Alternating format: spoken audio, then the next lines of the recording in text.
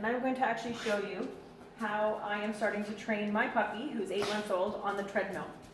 So I'm always going to have a leash on the dog, okay, right?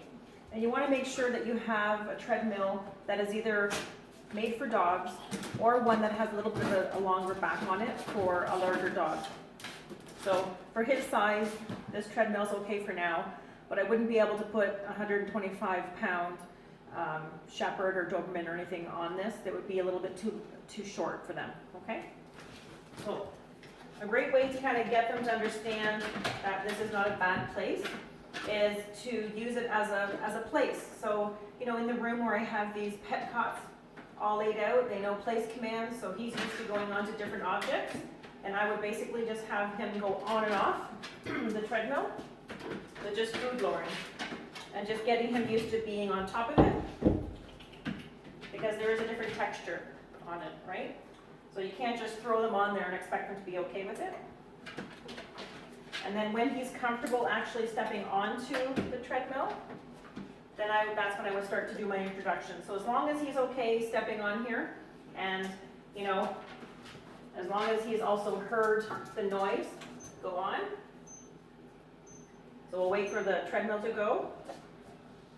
And as long as there's no aversion to the treadmill moving, he doesn't care.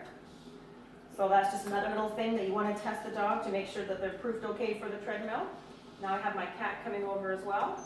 So now I'm going to stop it. Then I'm going to have the dog go on the treadmill. I'm going to be facing forward. The dog's going to be facing forward. I'm going to use the leash to help me.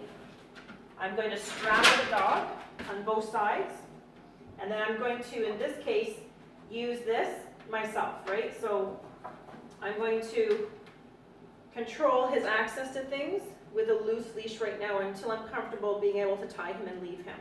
So in the beginning, we're just doing it super slow. We don't want a dog that's going to freak out just because you're moving.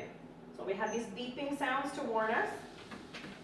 We're just going to do it nice and slow and keep the dog steady, right? So sometimes in this phase, yeah, they can freak out a little bit. That's what you have the emergency brake for. Just snap off the emergency brake and it'll stop. At this point, I would also continue to give the dogs some treats for motivation and to also help them know that they're doing a good thing by being on the treadmill.